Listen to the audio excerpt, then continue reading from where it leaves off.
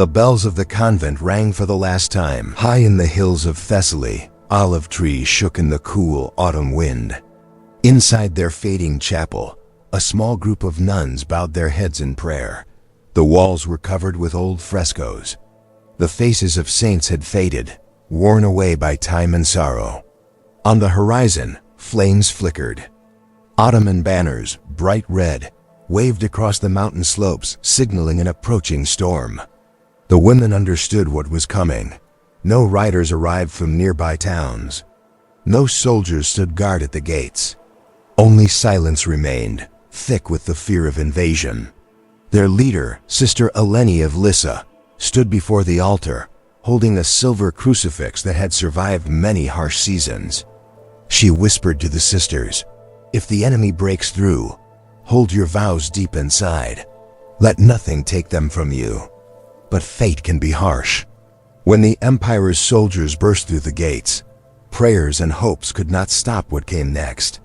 History is filled with moments meant to be forgotten, but their story is worth remembering. If stories about the Ottoman and Byzantine frontiers fascinate you, don't forget to subscribe. Your support helps bring forgotten accounts to light, from secret letters to lost Vatican reports. Now, let's return to our story. That evening, the first stones of the convent fell. The echo of hymns that once brought life to the halls was now replaced by iron and desperate cries. The Ottomans did not spare holy places. Cannons shattered the gate, making it clear that resistance would not be forgiven. For them, a convent was not just a quiet home. It was a symbol, a sign that hope and faith survived, even on conquered ground. Within those walls, the sisters tried to hide their most precious relics. They buried silver chalices, beautiful icons, and holy fragments deep under the chapel floor. They believed if their bodies were lost, their faith might survive. But the soldiers were not looking for rich things. They wanted proof, a sign they had crushed more than just an army, but also the hearts and gods of their foes. As night closed in, the surviving sisters were gathered in the courtyard. Their white robes glowed orange in the torchlight, shadows shifting and long. The Ottomans said the women would be presented to the Pasha, but such promises rarely brought mercy. What happened next became legend, so painful that even church writers refused to share all the details. By dawn, the convent was in ashes. Smoke rose from the halls where the sisters once shared silent meals. The Ottoman flag hung from the bell tower, clear proof that resistance had ended. Yet even then, something unexpected occurred. The soldiers, ready for fear, heard singing instead. The survivors, hands tied, began to chant a hymn, not one of despair, but of strength. "Lamb of God, have mercy." Their voices shook, but did not fall silent. The Ottoman captain was unsure. Should he laugh? Or should he stop them? He ordered Sister Eleni to step forward. She still gripped the silver cross, refusing to let it go. The captain offered mercy. "Give up your faith, and your sisters will live." Her reply, strong and calm, sealed her fate. "I have already given my life. What more can you take?" The captain waited, perhaps showing a moment of pity, then turned away. His men finished the rest. The record is scarce, but even those who bragged of victory called it only a lesson for the stubborn. Later, her name would not disappear. In distant letters and church records, Eleni of Lissa became the nun who would not bow. Soon the convent's bells were melted into coins, the cross shipped away as loot. Rumors grew in the villages. People whispered that when the wind blew through the ruins at night, you could still hear women's voices praying, not crying. The ashes had scarcely cooled when the journey began. What remained of the order, 22 women in torn habits, were forced south to the coast, ankles bound, guarded by Ottoman horsemen. They were not treated as fighters, but as living proof of a victory, a reminder that no wall or prayer could stop conquest. The march was brutal. The sun burned the earth. The sisters who had never left their home stumbled from heat and thirst. When one nearly fell, another lifted her veil so soldiers would not trample it. a final act of dignity in a world now cold and harsh. Though their leader was gone, her words remained. If you cannot carry the cross, carry each other. After 7 days, the captives reached the port of Volos. Waiting for them were Ottoman ships, built not for comfort, but for control. The women were pushed on board, wrists chained to benches once used for slaves and prisoners. As the sails filled, Greece faded in the distance. Everything familiar gone. The ship's chief, Yusuf Ager, kept careful records, spices, coins, woven cloth, and religious captives. It was his log, found centuries later in Istanbul's archives, that proved this story was true. Their trip to Constantinople took 12 days. Storms battered the deck, salt burned their wounds, and hunger hollowed their faces. Still, the deepest pain was silence. No one spoke to them except to shout orders. They became like shadows, drifting over the waves between sky and sea. At night, the youngest, Sister Magdalena, softly spoke prayers. Her voice was faint, barely rising above the sound of water and wind. Still, other captives, Greeks, Serbs, and Italians, turned to listen. For a few moments, the sea seemed to grow still. They entered the Bosphorus as dawn broke, and the sisters watched the skyline of Constantinople, domes and towers shining sharp in the early light. Across the strait, the city pulsed with power. For ages, people called it the world's desire. Now it would become their prison. From the docks, the sisters were paraded through streets crowded with merchants, soldiers, and slaves. The people stopped to stare. Christian nuns among prisoners were rare, even in a land of conquerors. Step by step, they neared the old walls of Blachernai, moving toward the heart of power where their fate would be decided. In the shadow of Hagia Sophia, once the heart of Christian faith, the captured sisters were made to kneel. As the muezzin's call floated over the minarets, one sister whispered, "We are home, but it is no longer ours." Before the sky grew light, they were led into a marble courtyard edged by tall columns. It was Dan Humayun, the imperial council, where the Sultan's word was law and nothing else mattered. Here, people were judged not by priests or kings, but by the empire itself. For the nuns of Thessaly, it was their faith against the power of conquest. At the very center stood the Grand Vizier, his face calm, giving away nothing. Scribes waited at his side, ready to record names, ages, and how each person would be used.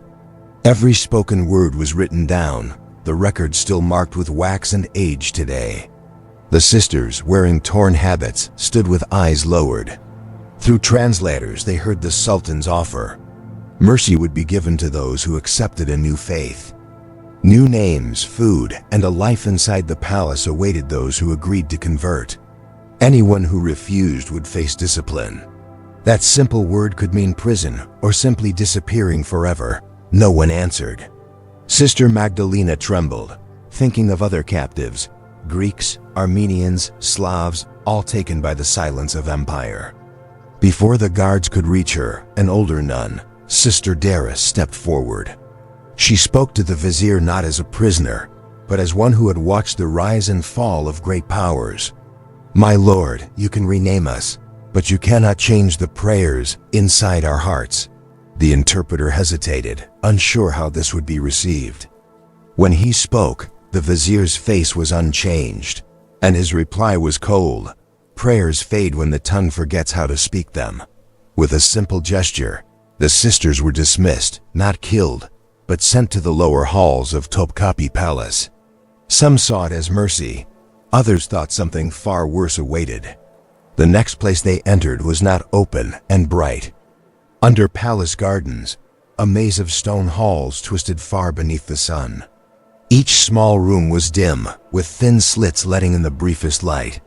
The sisters were strict in their habits, given rough clothing, and assigned chores. They had to clean floors, sew new garments, and feed fires that warmed the palace rooms above. These tasks were meant to wear them down, turning their faith into hard labor. But the Ottomans underestimated the nuns. These women had already chosen silence and self-denial. Hunger, cold, and solitude were normal in their old life. Suffering felt more like devotion than punishment. Even in these underground chambers, discipline became their shield. At night, they prayed secretly. One carved a cross in the wet clay wall with her nail. Another traced verses into the dust beneath her straw mattress. Days were counted by the call to prayer, not as followers, but to mark time with their own spirit, stubborn and alive. Their quiet routines and deep faith did not go unnoticed. Servants started whispering about the silent sisters tucked below the palace. Some said they were cursed. Others claimed they were holy. Their quiet was deeper than prayer itself. Days ran into months. Their hands grew raw from scrubbing clothes, shining brass, and fueling fires that brought warmth to others, but none to themselves. Their names were forbidden. Instead, each woman received a number, a sign she belonged to the empire now. Officials believed that relentless hunger and waiting would break their spirit. That was when the empire tried a new tactic, one disguised as care. First, soft gifts arrived. Food, oil, silks brightened their rooms. Learned teachers walked in, speaking kindly, offering calm and a hint of freedom. "Our God and yours are not enemies," one imam said gently. "Take our language and you will find freedom." But these offers came with an unspoken price. Forget who you are. Let go of memory and lose yourself in something else. That was the one thing they could never do. Sister Magdalena, once so unsure, now became the group's strength. She shared scraps of scripture remembered from their old chapel, mixing new hopes into old prayers. Even half-remembered words became lifelines. Kindness faded quickly. Lights were dimmed. Food was cut.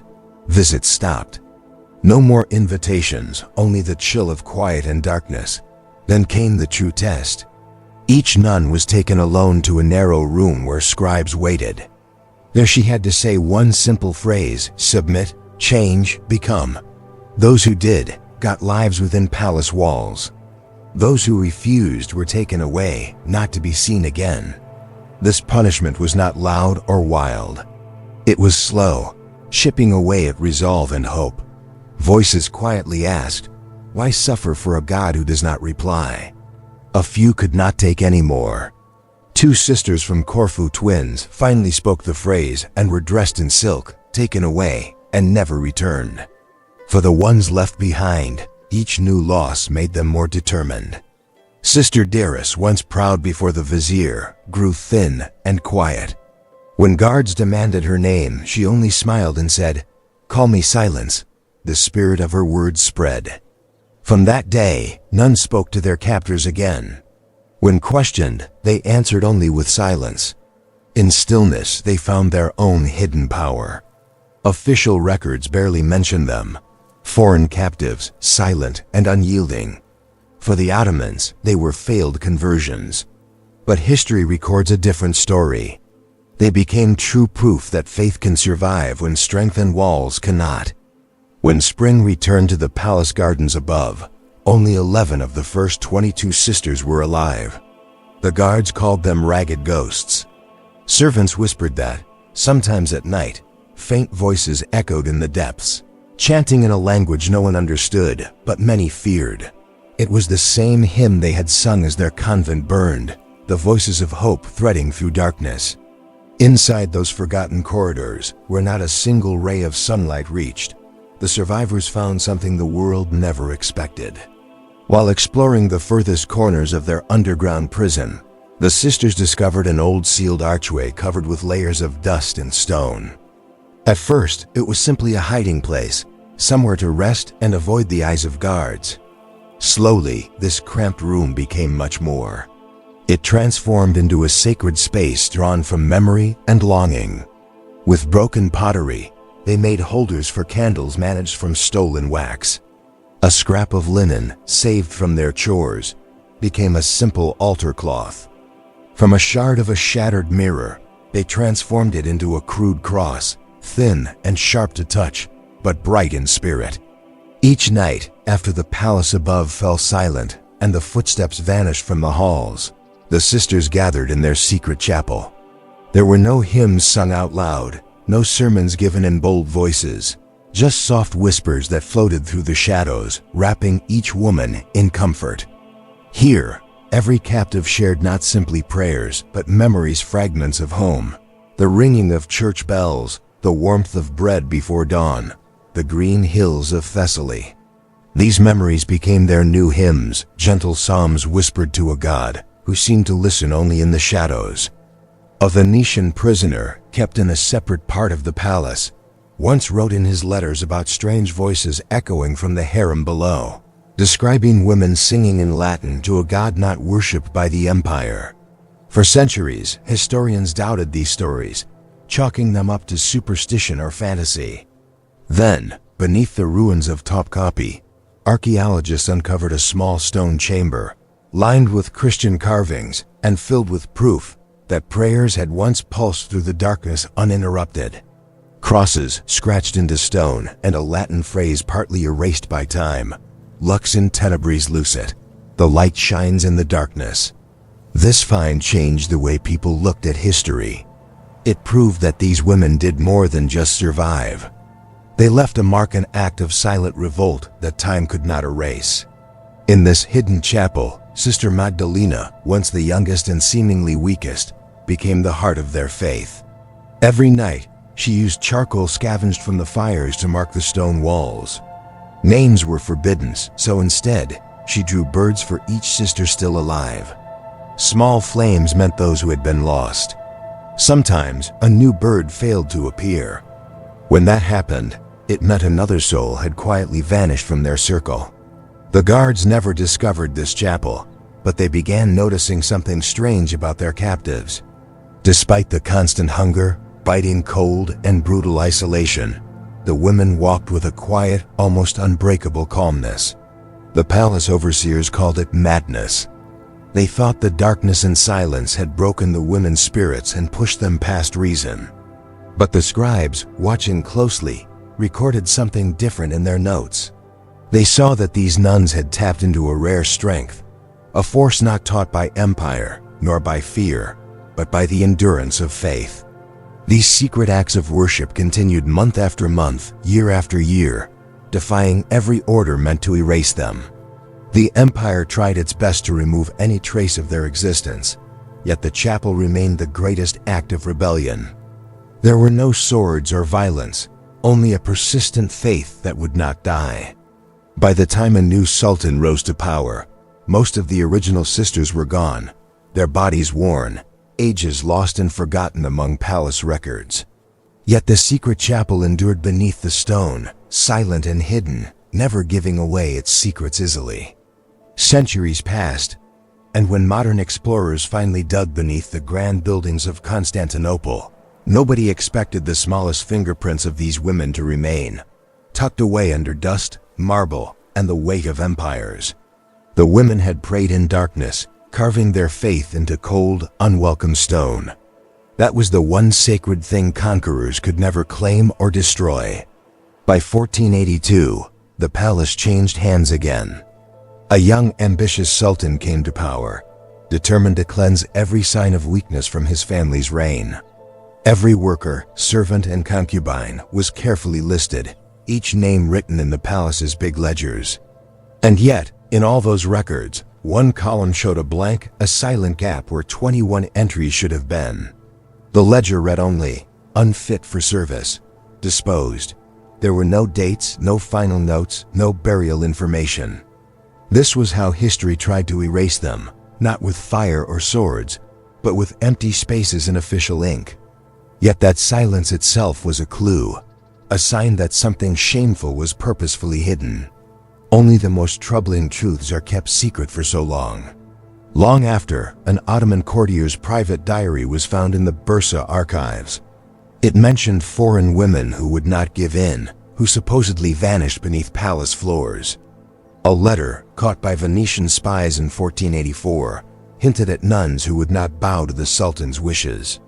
Piece by piece, these stories revealed a truth the empire had tried to stamp out. The sisters became spiritual symbols of resistance, their memory feared and respected even in their absence. The last word about Sister Magdalena comes from decades later, written by an Italian pilgrim. He shared the story told to him by a palace servant about a woman who sang her hymns until the guards sealed her inside. Her name was never given, but the sound of her hymn lived on through the stones themselves. That echo refused to be silenced, surviving long after the singers themselves vanished. Over time, tales of the vanished sisters were whispered among servants and slaves. On some full moon nights, the lowest halls of the palace grew colder than the rest, and the air filled with the scent of incense, even when no fires were burning. Memory, superstition, or perhaps both, persisted. In later centuries, European visitors, curious about the Ottomans, heard pieces of the old legend. A French diplomat, writing in the year 1712, noticed that some old palace workers refused to talk about certain forbidden stories. They spoke only in hints about Christian women who sang themselves into heaven. Dismissed as fairy tales by outsiders, the truth still rested in the shadows. Stones held faded prayers, and even as the secret chapel lay in ruins, the carvings survived. In their silence, the sisters still speak. If you have heard their story today, let it stay with you. Leave a comment below. Share what you felt as you learned what they endured. And if you hunger for more stories buried in history's shadows, subscribe and journey deeper into the past with us. Some truths deserve to be remembered, no matter how much time and war try to take them away.